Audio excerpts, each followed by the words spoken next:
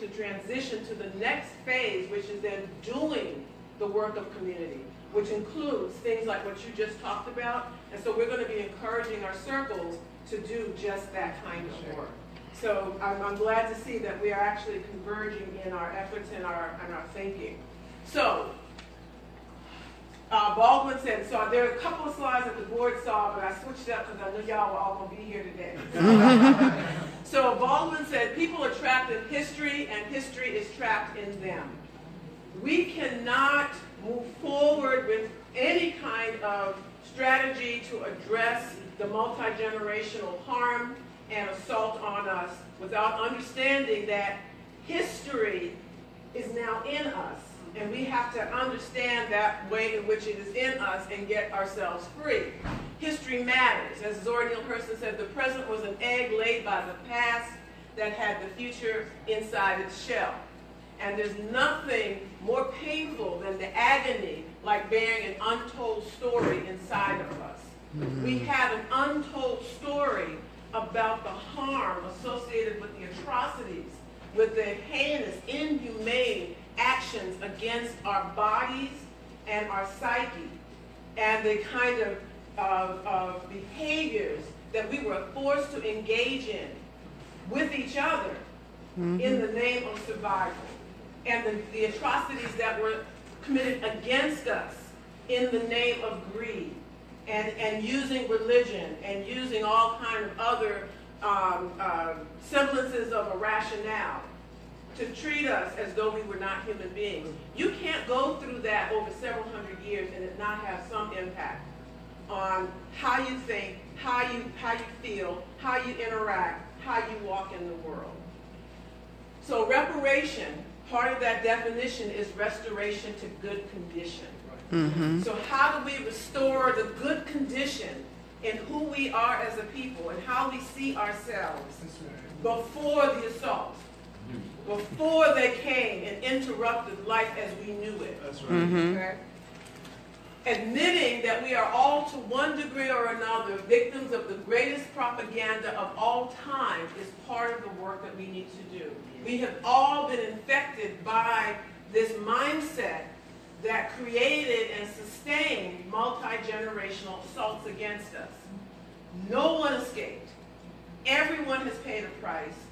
And white folk need to do their work because they compromised their own humanity in the process. Yes, they did. Right? But we need to do our own work too, because we got impacted and we have been passing on generation to generation the stress response and the sense of who we are and our humanity and our interactions with each other as a result of the conditions we were placed in. And it is work that we have to do in the family.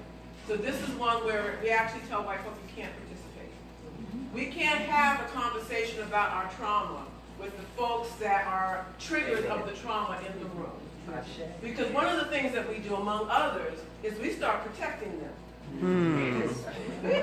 We're like, let me say it this way, or let me not, or how will this be under, and then we've already compromised the conversation that we need to have. So this is family work that's done in the family. Eventually down the road, we can have some interracial conversation, but you would never ask someone who is a victim of rape to sit in the room with a group of rapists and say, now talk about what that rape was like for you and how you're going to heal from it. It just does not make any sense, right? So history and the contradictions is part of the work that we need to do in that emotional healing, and part of what needs to be factored into our thinking about reparations so that we don't go for superficial solutions, right? One of the things we have to understand are all the contradictions in the narrative. So this is a classic picture, right?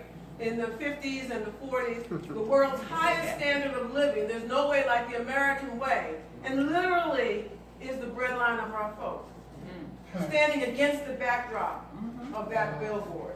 The contradiction is that is the reality of our life in America. There are two Americas.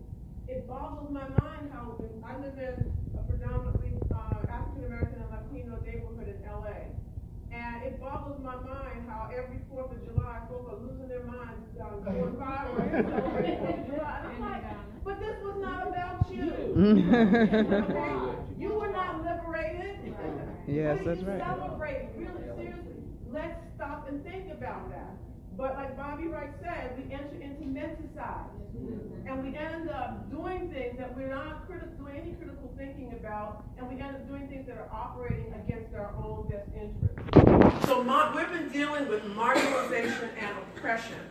And as a result, globally, literally, and figuratively, we can't breathe. The stress is so heavy, we're walking around like this. What's that? Waiting for the next thing. And unable to fully exhale or fully inhale. And Eric Garner nailed it. Among his last words were, I can't breathe.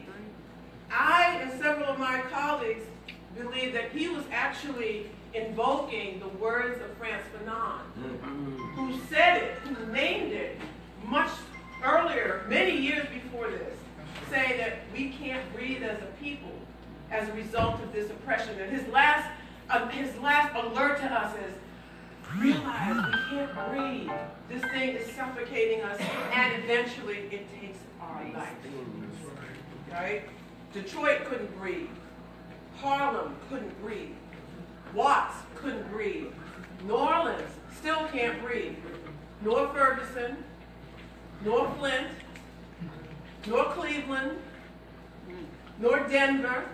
Look, if they call the HVAC company won't even go to the neighborhood, they call it Mount Ghetto.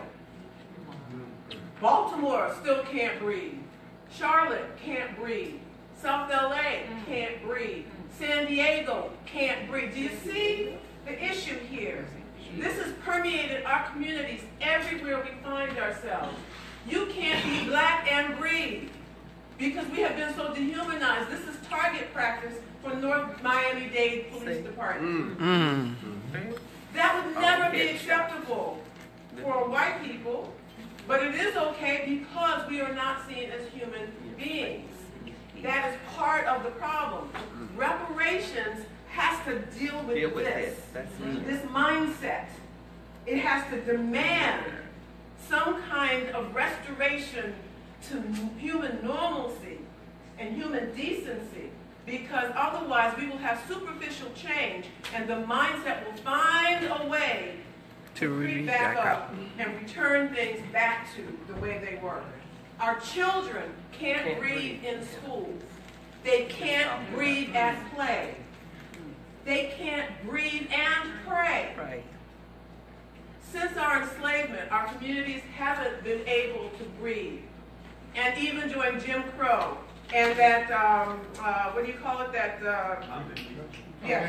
convict leasing system, we could not breathe. We haven't been able to breathe for a very long time. And Africa couldn't breathe. And so when people say, well, why is Africa the way it is? Look at when we got finally independence from colonial rule.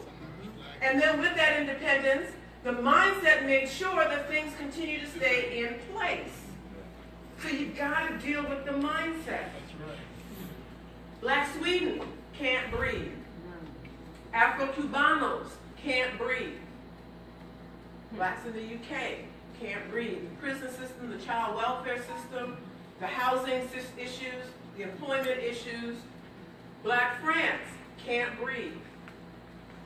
Or Brazil. When you look at the stats in Brazil, if I didn't have Brazil up there and didn't tell you, you would think that's the U.S. Right? This is a global issue. Canada can't breathe. The Dominican Republic, with its issues, its identity confusion, and struggles with colorism, can't breathe. Nor Jamaica, struggling with the same issue. Or Ghana, with the skin bleaching to the point of cancer. Our folk can't breathe. Even where we are in the majority, understand the mindset is operating, and we do things that work against our best interests. We do things that don't reflect that we are in good condition. That's right. And so we can't simply bring in resources or establish new processes and opportunities and not also make sure that our minds are right. The Garifuna, somebody mentioned Honduras earlier, they can't breathe. what is being done to them is a crime against humanity. Afro-Mexicanos, totally invisible. People don't even recognize the African presence or the Afro-Cubanos.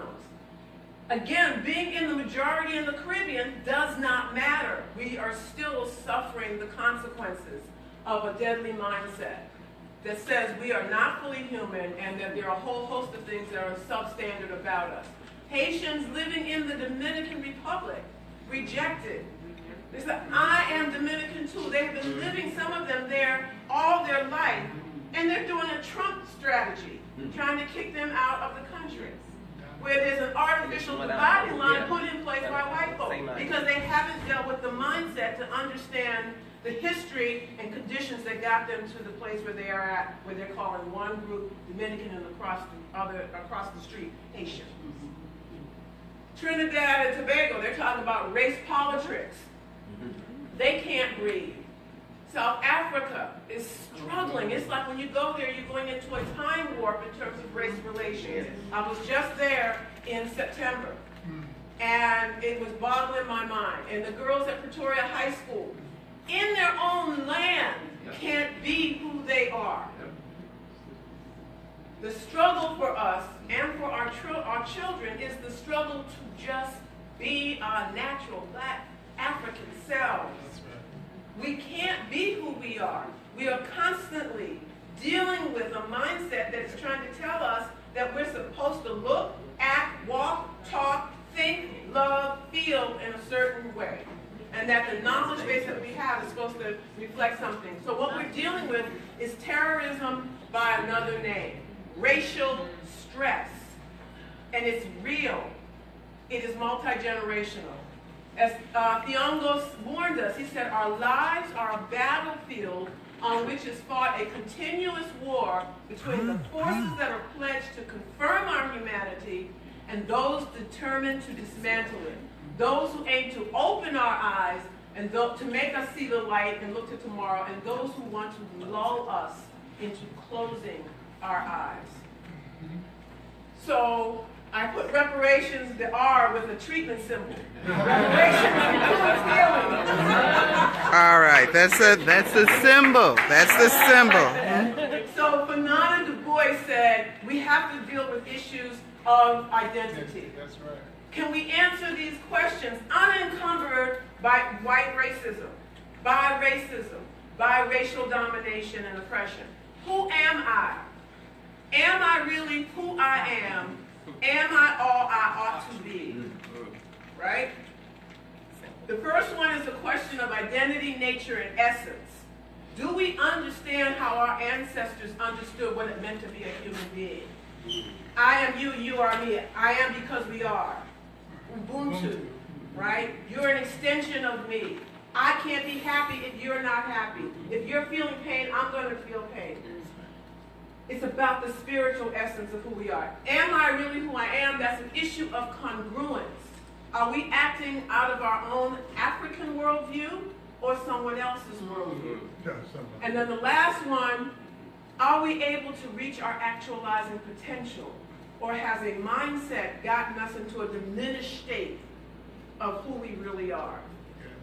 Wilson warned us. He said, if we don't know who we are, then we are whoever somebody says we are. But how do we take control of defining who we are if we also don't understand what factors are influencing that sense of self?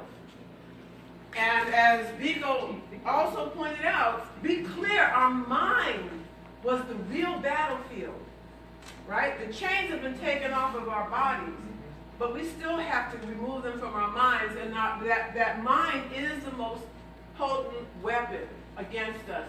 And even the white psychologists realize this. Maslow, if you want to change a person, the first thing you do is change their awareness of themselves. And so you had Bulwer in South Africa, who was a white social psychologist, who was the architect of apartheid. And he knew how to systematically break the mind and the spirits of African people in South Africa. That's why Harriet Tubman said, I freed thousands of slaves, I could have freed thousands more if they knew they were slaves. Even when presented with the opportunity for liberation, a mind encumbered does not recognize the opportunity for freedom right in front of them. That's why I walk around with this around my neck all the time. This, I got this in Santiago de Cuba from a healer at the shrine. Right. What is It's it? Cimarron, which is the name for the runaway slave. Right? I want to always have that spirit of the runaway slave, that consciousness that it takes to do that, and the courage that it takes to do that, and then the sense of agency that I can do that. Because what we're dealing with is a racialized society that compromises our identity, self-determination, and the legitimacy of the so-called social contract. So the question is, how do we restore that balance as we move forward in our efforts toward reparations? So to begin to wrap this up, we have to be clear. Y'all saw this on Thursday. The American ideal of progress is measured by how fast I become white. To what extent is that in your own mind? How is that operating in your own life? How does that then infiltrate itself into how we deal with each other in our organizations? And the expectations and the standards that we bring to those situations. And do we understand how it's affecting our children? As this kindergarten book from New Haven 2 years ago is basically socializing them before they can even fully read. This is penmanship class. No, this is a whole lot more than penmanship class, right? So we have to figure out how to transform historical harms. We have to face history. We have to make the connections, connect the dots and see that we're living the history right now. We're not post-traumatic. We are still in it. That we have to heal the wounds, take action, use our culture as inoculation, and be in community and do the work of community. So I'm going to, and if you don't understand and get to this consciousness, Malcolm warned us, if you're not careful, the newspapers will have you hating the people who are being oppressed and loving the people who are doing the oppressing. And if that wasn't showing itself during the police murders of our folk and the coverage and the way they would talk about us and our children, as we would rise up in righteous protest, I don't know what was an example. So we're talking about emotional emancipation, psychological freedom, a firm sense of self-esteem, freeing ourselves from mental slavery and from the lies of white superiority and black inferiority. Freedom from any and all toxic lies about the inferiority of who we are, our hair, our skin, our physical features, our people in general, to see ourselves as beautiful, lovable, and intelligent and capable, to see ourselves beyond the negative stereotypes. And trust me, we have empirical evidence that we are carrying the stereotypes ourselves. It's not just out there. There have been enough studies in psychology that have replicated themselves over and over. It's inside of us. So we have to have freedom to see ourselves in a whole new light. And regardless of what's going on out there, if the rest of the world does not see me, I see myself. Right? I see the real me, myself, not the caricature or the stereotype or the negative mindset of who I am. And as Marley said, we have to emancipate ourselves from this. Only we can do this work. And he was invoking Marcus Garvey. Because Dr. King said somebody told a lie one day. And see, they don't talk about this stuff that Dr. King talked about. They talk about this a lot. Right? The lie was that we were inferior and that white folks were superior. And they used this artificial construction of race. And these lies are related to the fact that we have not contributed anything to humanity, even though we discovered, created, developed, just about everything major you can think about in the world, that nothing of value came out of Africa. We're not human, we're not valuable, we don't deserve equal rights, we're not intelligent. They objectified, commodified, devalued, and dehumanized us. You can't keep telling somebody something over and over and over again, and at some point, some pieces of it don't penetrate. We know that from basic cognitive neuroscience. Your brain will literally create physical space to have that as the go-to. So when you see black, the brain immediately goes to all of those things. And it's repeated in the halls of higher education. So don't get fooled by the journal articles and the textbooks. Don't get fooled by the movies and the music videos. The lies are at the root of the devaluing of our lives and the injustices, even in the face of evidence. Don't believe your lying eyes. We knew, we said, once we have the evidence, if only we could show, people could see. Well, they see it, it still doesn't matter. Because of the mindset that is underlying everything. So despite all of this, I'll conclude. Despite the litigation, legislation, marching, protesting, praying, and crying, as Tom Burrell says, we are still at the bottom of every good list and the top of every bad list. So we have to understand something has been missing from our equation. We started enslaved. Crimes against humanity of the worst sort and among the highest magnitude, right? And then we had 5 constitutional amendments. It's not easy to amend the Constitution of the United States. No, it isn't. And we have 5 of them that were supposed to rectify the situation. And yet still here we are. And we have all of these congressional bills, plus more. And yet still here we are. And we have all of these federal court decisions. And yet and still here we are. And then all of these executive orders at the level of the president, plus a whole host of social programs. And yet still here we are. So obviously this is not enough to change our condition. What's been missing? We've got to do the freedom inside here. And then it's not as easy to do the bait and switch that happens. So here we are. Dr. King asked, where do we go from here? Chaos or community. Ever wonder why across cultures, darker people suffer the most? Because there's a mindset that has defined a pecking order in the world, and we are at the bottom. And no matter what we do, that mindset, you can be president of the United States, and you will be given caricatures of being as a monkey, right? You will be president of the United States, and you will have some of the most resistance at the level of the Congress that the country has ever seen. It does not matter what you get, how much money you have, how many degrees you have. If that mindset is not extracted, that root is not pulled, plucked, and demolished, then we will continue to see morphing and mutating of a condition that is based on a mindset that devalues our very humanity. And so the emotional emancipation circles and the emotional emancipation process is really about how do we begin to address that as we do the other work. It doesn't mean that once you start doing this, you stop doing other kinds of things. Absolutely not. It means that we must do both, but that we have to also include healing.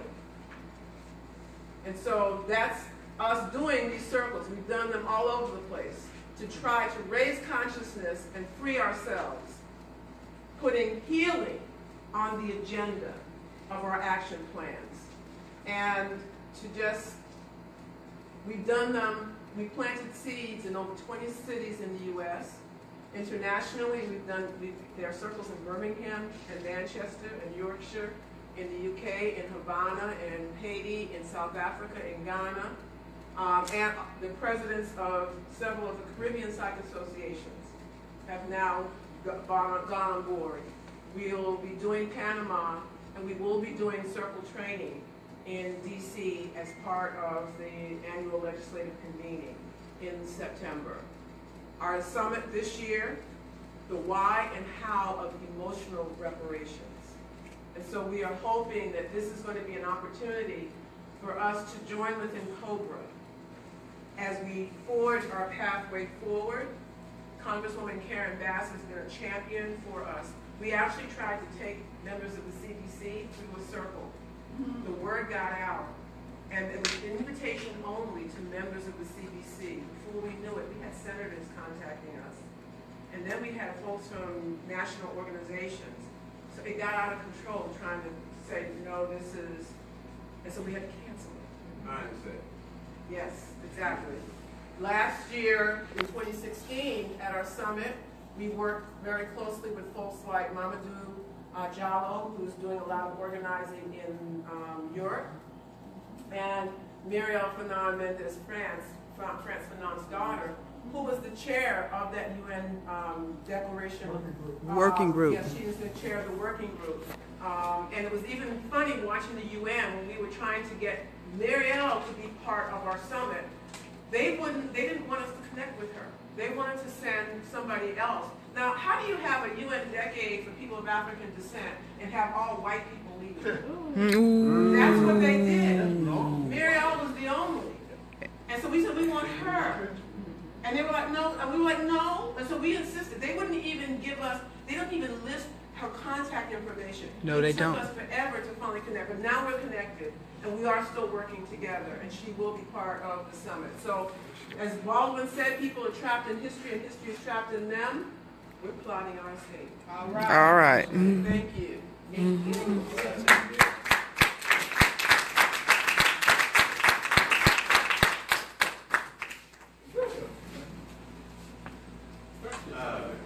it's question time. Look at me suspiciously. No, I appreciate so much of what you're saying. And one of the points that you make is really important. I think it contradicts another point that people are making that I don't think they thought about enough, which is that the injury is continuing. Yes.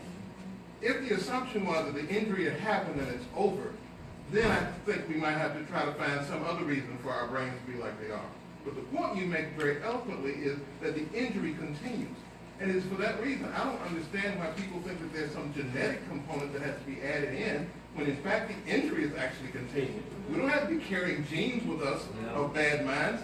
And that's a misinterpretation of the whole question of epigenetics that I think we ought to examine, because to me, it quite frankly goes back to 19th century white racism about there being something genetically different, and it does it in blackface. It says, yeah, but there's a reason why it happened, and we better than him anyway. But it still utilizes 19th century scientific racism as its core. And the point you're making about the injury continuing is about how a system has to be transformed, and we can't look for freedom inside or leaving the system as it is, because then our minds will continue to be damaged by that system. Right, right. No, you're absolutely right. The assault continues. But what makes it even more nefarious is that you've got the ongoing assault on top of unhealed wounds over many generations, which does change how our system, just looking at how the brain operates in terms of neuroscience, changes our stress response cycle, right? And because of the potential harm that could come to us, we developed strategies for how to cope and how to socialize our children, and how to manage pain, like men, being hypermasculine, people taking and suffering in silence in the face of trauma, telling children, don't you do this, you have a particular way you respond to authority, and you must do it that way, because if you don't, you may get killed. And so we continue to pass those things on that we need to stop and look at and unpack and say, well, wait a minute now, we needed to do that back then, but do we need to do that in that way now? We do need to still do some racial socialization so our kids can stay alive. But how we respond to stress, is it in fact the healthiest way we could respond to stress? Epigenetics is real. And they documented and invented it with non-whites, and then with pregnant women at 9/11. It's about gene expression. Yes. It's about gene expression, not genetic mutation. Right. I think some people get the two confused. Right. But the thing that's really important in what you're saying as well is that you're right. They are trying to take it and use it. So now a colleague in Chicago actually was talking about how they're trying to use this idea of epigenetics to argue the the appropriateness of taking black children and putting them into the child welfare system because our parents don't know how to parent because of epigenetics. So we do have to be careful about how this stuff can be then turned against us. You're absolutely right.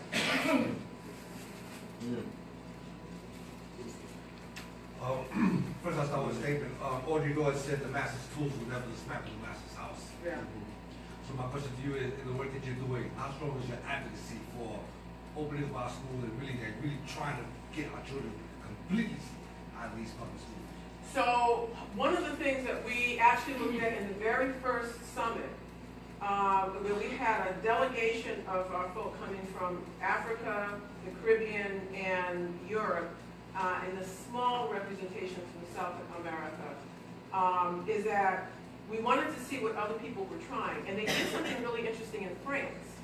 They were able to get a mandate around education to revise the curriculum, to start telling more of the story of the African presence and contribution to French history, and the truth about what France did in its use of enslavement and colonialism. And so, you know, part of what's happening in our education system is that we've got a false narrative, and then we've got implicit bias running rampant that is leading to our children being treated in some of the most horrific ways by teachers and school administrators. And then we've got just sub-quality education. There's not teacher quality and school finance equivalents to the white schools. So yes, we need to be doing work on that front. When you've got communities of folks that now have a sense of how to work together and have a more solid sense of self, as I said, we want them to shift from being in community to doing the work of community. And so how do we begin to then take on? So some of the circles that have been trained have been folks who are in education, reform work. So folks like in Dayton, Zakia and her folks. So they are going to be what we're going to keep our eyes on in terms of how to begin to translate some of this into actions related to schools. But we also have to take on our own training curriculum for our kids and start going back to Saturday schools and doing those freedom schools in the summertime kind of thing. Because the metaphor you use about a woman that was raped being in a room with the rape, it applies the same thing with the school system. They might give us one or two little things here about contribution to Africans in different places, but it's still going to be reinforced white supremacy. Right, right. So, and the teacher's still going to be, there's still going to be that antagonism where they're not going to be able to tell the full truth because we're in the system with your oppressor. You're right, right. And so that's the other thing that we also have to do is encourage more of our people, our young people, to go into the profession of teaching, especially the brothers. And there is some research out there that says if you have at least 3 black teachers in your career in school, in elementary, middle, and high school, at least 3, but even just 1, it's a game changer in your educational achievement. 3 black males. Yeah, right, right. But also, just then, if you look at some of what's her name's book, stuff, even multiplication is for white people, and teaching other people's children. I'm blocking on her name. Those are 2 of her books. That her stuff and the work from what's his name, who also looked at Chicago. Chicago seems to be a hot spot to try to test out ideas. That we need more black teachers in the classroom. See, I think this idea of reform, I think, go ahead. And by the way, Mamie Clark, her original work was looking at her dissertation study was on this idea about does it make a difference to have black teachers in the school, all the way back in the 50s. And her conclusion was yes, it makes a difference. We know this, but we are not getting enough of our young people into the education profession.